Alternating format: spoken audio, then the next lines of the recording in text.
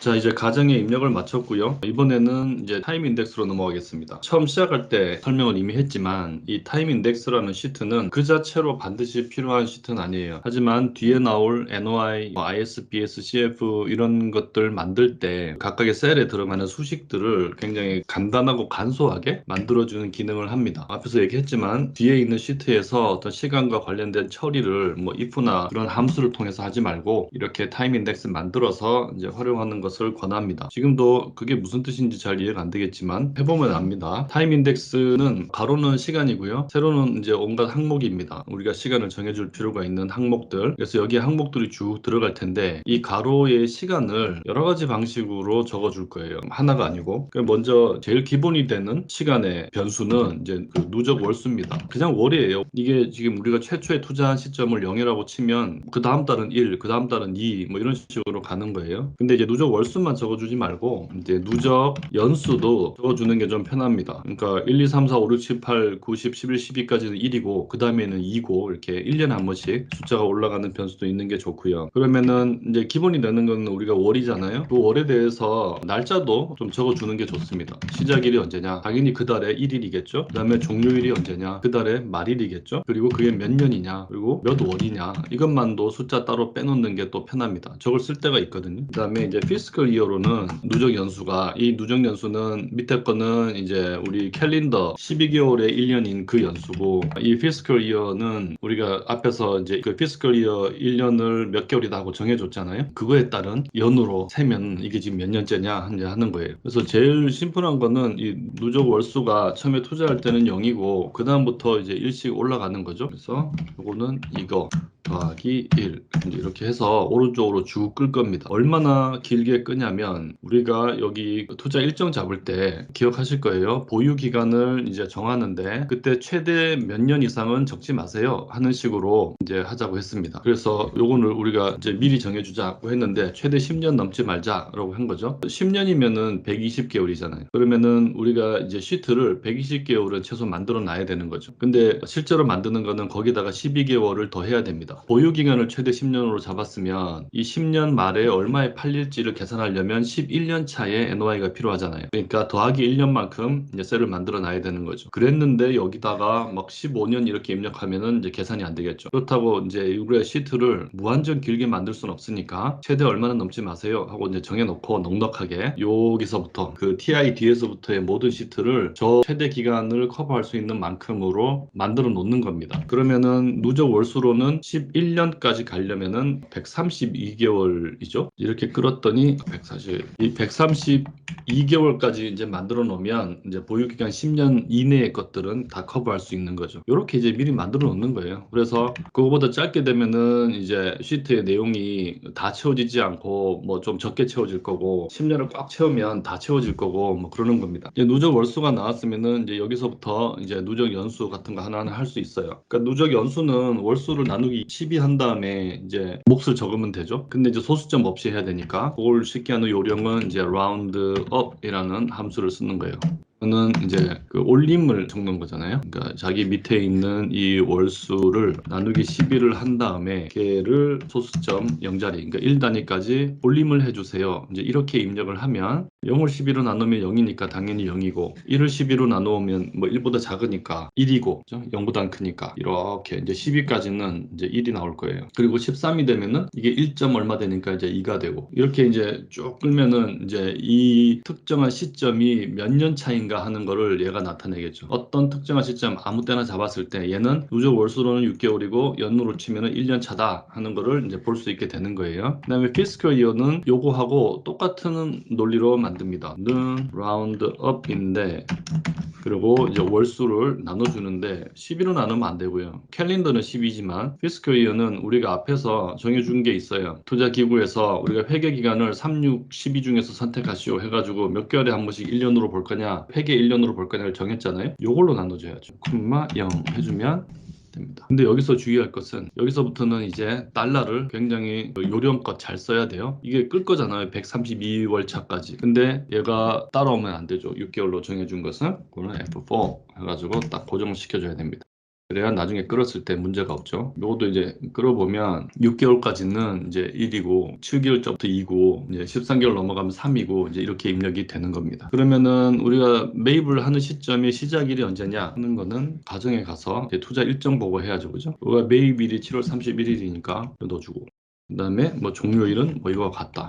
근데 이거는 최초 투자하는 제로 시점에서만 이제 이렇죠. 시작이든 종료든 7월 31일 날 이제 딱 사는 걸로 우리가 가정을 하니까 월 안에서는 이제 뭐 날짜까지는 계산하지 말자고 했으니까 이제 두 개가 요 제로 시점에서만 요 두 값이 이제 같은 거고 그 다음부터는 이제 1일 말일 이제 이렇게 나오겠죠. 이렇게 나오게 하려면은 사실 간단합니다. 얘는 이거보다 지난달 종료일보다 하루 뒤 더하기 1 이렇게 눌러주면 되고요. 그 다음에 밑에 거는 이제 우리가 이미 익숙한 함수 이제 end of month 쓰는 거죠. 뭐 이전 달보다 1개월 뒤로 해서 이제 말일 적어주세요. 이렇게 하면 됩니다.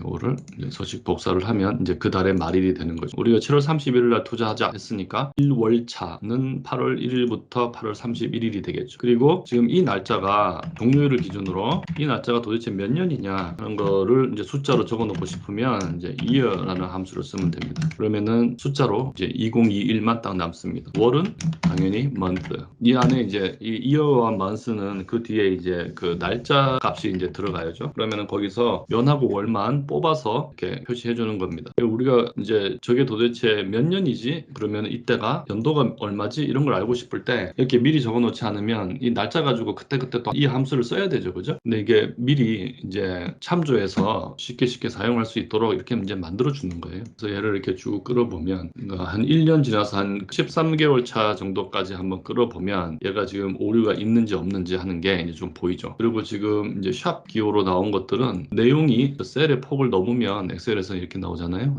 잡은 다음에 더블 클릭해주면 자동 설정해줍니다.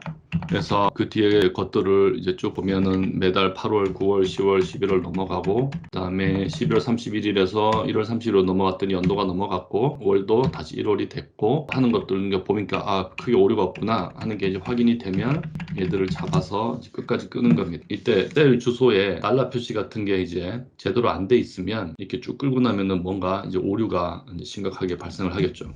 그리고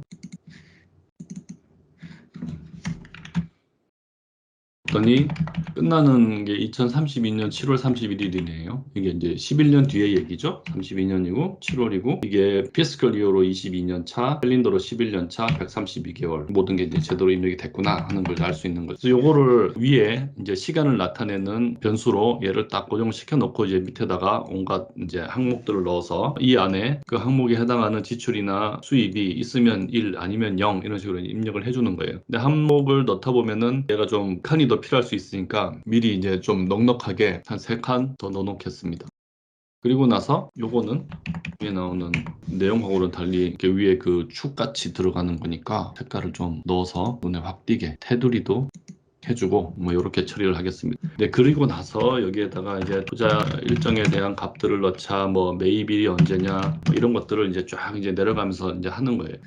그 작업에 들어가기 전에 우리가 좀 미리 해놓으면 편한 게 하나 있어요. 그러니까 그게 뭐냐면 지금 만들어 놓은 이 시간과 관련된 이 내용은 뒤에 나오는 모든 시트에 공통되게 적용됩니다. 그리고 이 포맷을 똑같이 이제 활용하는 게 셀을 넘나들면서 뭔가 작업을 할 때 이제 더 편해요. 오류를 줄일 수 있고. 그래서 이 내용을 그대로 미리 다 카피해 놓겠습니다. 똑같이. 그때그때 하다 보면은 이제 뭐 빠뜨릴 수도 있고 달라질 수도 있고 하니까 NOI도 이 포맷으로 이제 작업하시오. 그 다음에 IS도, BS도 이렇게 그 시트 전체를 선택해가지고 이렇게 카피를 하면 아까 우리가 열의 폭이라든지 이런 것들이 같이 이렇게 따라와요. 그 저거 입력된 셀만 잡아가지고 카피하면은 이렇게 그 열의 너비까지 조정이 되지 않거든요.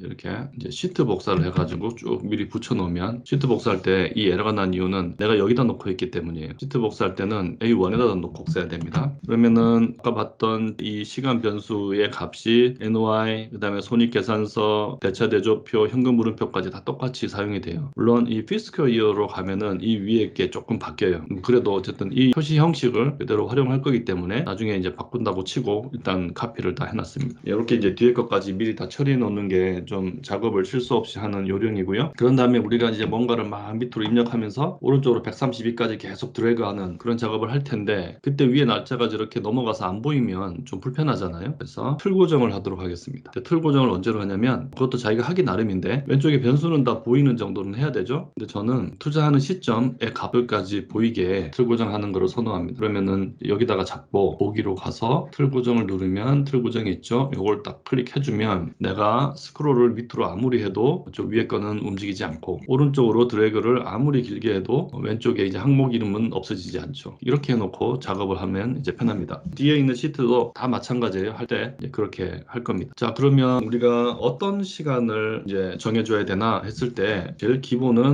투자 일정과 관련된 시간이 먼저 필요합니다. 투자 일정과 관련해서는 이제 매입일이 언제인가, 그 다음에 매입 1년차가 언제인가, 그 다음에 매각일이 언제인가, 그리고 매각 1년차가 언제인가, 그 다음에 보유 기간이 언제인가. 먼저 입력을 좀 해볼게요. 이제 설명 없이 쭉 이제 말을 했는데, 그거는 수식을 이제 보면 훨씬 더 이제 이해가 잘 됩니다. 투자 일정은 어차피 좀 진하게 할 거니까, 매입일이 나오면 매입 1년차가 이제 따라서 결정이 될 것이고, 매각일이 나오면 매각 1년차가 따라서 결정될 것이고, 요거 두 개 나오면 보유기간이 나올 텐데, 여기다가 뭐 숫자를 넣고 하는 게 아니에요. 그러니까 우리가 셀을 안 맞는 게 좀 귀찮으니까 여기다가 입력을 좀 해볼게요. 매입일을 내가 매입일이 언제인지 안다고 해서 여기다 입력을 하면 안 돼요. 여기 가서 매입일 이 날짜를 가져옵니다. 그 다음에 매각일은 또 이 날짜를 가져올게요. 그러면 매입 1년차는 이 날로부터 이의 이제 날짜까지죠. 그거는 end of month에서 앞에 게에다가 12. 이제 내용 자체가 1년차니까 12개월 뒤에 걸로 가져오겠습니다. 그 다음에 이제 매각 1년차도 역시 예고 이 날로부터 요거를 그냥 카피하면 되겠죠. 1년 뒤니까 2026년부터 2027년까지 가네요. 그 다음에 보유기간은 매입일에서부터 이제 매각일까지겠죠. 지금 이걸 입력하는 게 목적이 아니고요. 이건 이제 앞에서 참조해봐도 되는데, 이제 왔다 갔다 하기 귀찮으니까 그냥 미리 해놓은 거예요. 우리가 진짜 하고 싶은 거는 뭐냐면, 이 뒤에 나오는 132 더하기 이제 0까지 하면 133개의 열이잖아요. 133개의 타임 중에서 매입일에 해당하는 거는 1로 표시되고, 매입일에 해당하지 않는 그런 날짜에 대해서는 0이 표시되도록 하는 거예요. 예를 들어서는 이제 if 한 다음에 오늘이, 매입일 우리가 마리로 적기로 했으니까 오늘이, 이 종료일이, 그러니까 위에 만들어 놓은 여러 개의 값들 중에서 이 종료일을 쓰는 거죠. 이 종료일이 만약에 왼쪽에 있는 이 매입일이라면 그러면은 1이고 아니면 0이 되게 해주세요 하고 이제 입력하는 거예요. 그러면 1이고 아니면 0이 되게 하는 거예요. 콤마를 빠뜨렸네요. 그러면 당연히 이날이 이제 1이 되겠죠. 그리고 나는 이제 쭉 끌 거니까 오른쪽으로 그 중에서 이제 따라서 움직이면 안 되는 거 F3 오늘은 따라와야죠. 하지만 C11은 움직이면 안 되죠. 저거는 이제 F4 이렇게 해주는 거.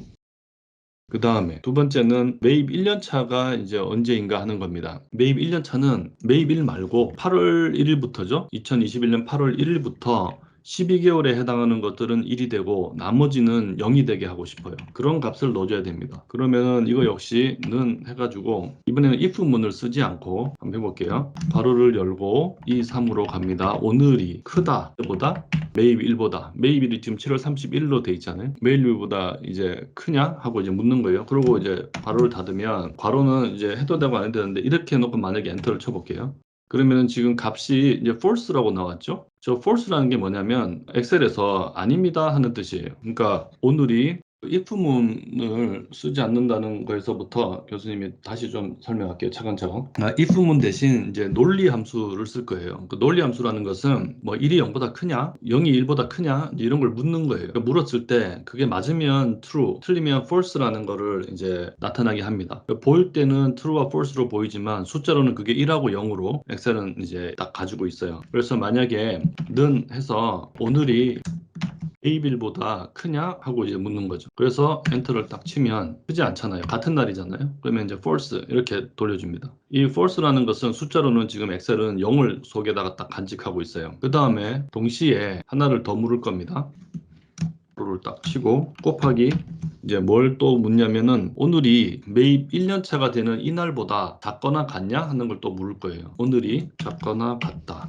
이 1년차가 되는 날 하고 물을 거예요. 만약에 오늘이 이날보다 작거나 같다면 true가 돼서 이제 1이 나오겠죠. 근데 이 두 개를 곱해줬어요. 이 말은 얘도 1이고 얘도 1이라야 전체가 값이 1이 되고 하나로도 0이면 0이 되겠죠. 그렇게 나오도록 해보겠습니다. 그러면 이제 값이 이제 0으로 나왔습니다. 이거를 이제 if문을 사용해서 하려면 뭐 if 이날이 얘보다 크냐 묻고 그 다음에 이제 또 한 번 더 if 쓰고 해서 이제 하면 되죠. 이제 그렇게 하는 방법도 있는데 이번에는 이제 그 외에 이런 방법도 있다. 논리 함수를 써서 논리값에 곱하기로 하면 어떤 두 개가 동시에 참이면 1, 하나라도 틀리면 0이 나오게 할 수 있다 하는 겁니다. 이것도 이제 오른쪽으로 끌어야 되니까 C12는 고정, 그 다음에 D12도 고정해야 되겠죠. 그 다음에는 뭐 똑같습니다.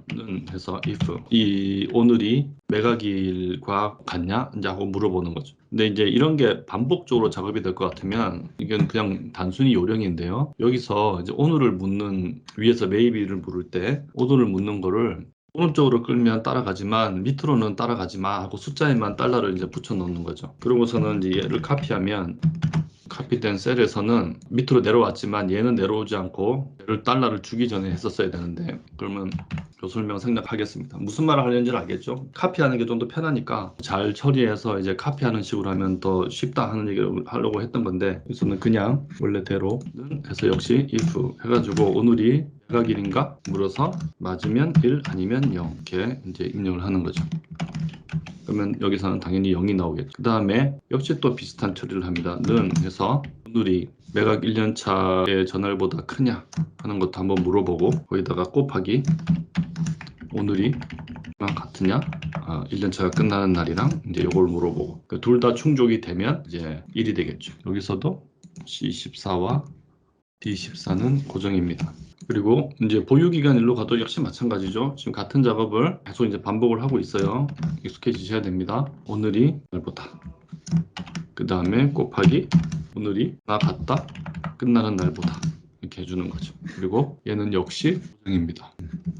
이렇게 해놓고 이걸 먼저 한번 쭉 끌어볼게요. 끌 때는 처음에 한 몇 개월 끌어가지고 한번 보는 거예요. 너무 이상하게 오래 나지 않나? 이거 봐가지고 여기서 막 에러가 난다거나 막 값이 이상하면은 우리가 이제 달러를 잘못 붙인 거죠. 그런 걸 볼 수 있게 한번 보고 이제 문제가 없으면은 끝까지 가는 겁니다. 그래서 이제 이 엑셀 작업 하다 보면 왼쪽 클릭한 상태에서 쭉 드래그해서 오래 이제 마우스를 잡고 있는 일이 굉장히 많아요. 보시면 maybe는 1이 표시됐고 나머지는 뭐 다 0인 것 같아요. 그죠? 그 다음에 여기는 maybe 1년차는 그 다음에 1, 2, 3, 4, 5, 7, 8, 9, 10까지 이제 2까지 1이고 이제 그 다음부터는 이제 0이고 그리고 매각일은 아까 그 마지막 날 마지막 날이 아니고 매입 1년차의 마지막 날로 교수님 방금 헷갈렸네요. 매각일은 이제 2026년 7월 31일이 있는데 이제 가보면은 매각일이 표시가 안 됐네요. 역시 매각일에 우리가 이거 달러를 빼먹었습니다. 실제로 하다 보면 교수님도 달러 표시 빼먹고 뭐 에러를 보고 고치고 하는 일이 굉장히 많아요. 그러니까 뭐 이게 한 번에 실수 없이 쫙쫙 하기가 힘듭니다. 그리고 주면 26년 7월 31일이 1이네요. 그리고 그 다음부터 1년 동안 이렇게 1로 표시가 되고 그 다음에 이제 보유기간은 아까 그 매각일 이때 매입부터 매각일까지가 이제 1로 표시돼야 되죠. 근데 이렇게 이제 입력한 다음에 눈으로 하나하나 이제 다 보려면 좀 귀찮잖아요. 그래서 또 이제 많이 쓰는 방법은 눈으로 다 보지는 못하겠지만 얘를 이제 합계를 구하는 거예요. 그래서 우리가 어느 위치인지까지는 확인 못해도 뭐 대충 이제 개수는 맞나 하는 걸 볼 수 있잖아요. 그래서 매입일 전체 다 0이고 하나만 1이야 맞나 보다. 1년차 12개 제대로 됐나 보다. 이렇게 체크하는 경우도 있습니다. 보유기간 60개 뭐 맞나 이렇게 확인하는 식으로. 이것도 뭐 한 가지 요령이에요. 어쨌든 이렇게 이제 투자 일정을 입력을 했습니다. 그래 놓고 나중에 뒤에서 쓸 때 뭐 어느 값을 계산한 다음에 if 뭐 그날이 매입일이면 이렇게 하지 않고 그 값 곱하기 그냥 이 매입일 이 행을 그냥 곱해주는 거예요. 그러면 자연스럽게 이 날짜에만 그 값이 들어가고 나머지 날짜는 다 0이 될 거잖아요. 그렇게 활용하는 겁니다. 일단은 뭘 어떻게 입력하는지 여기서는 살펴보고 어떻게 활용하는지는 이제 또 뒤에서 NOI라든지 이런 거 하면서 한번 보도록 하겠습니다.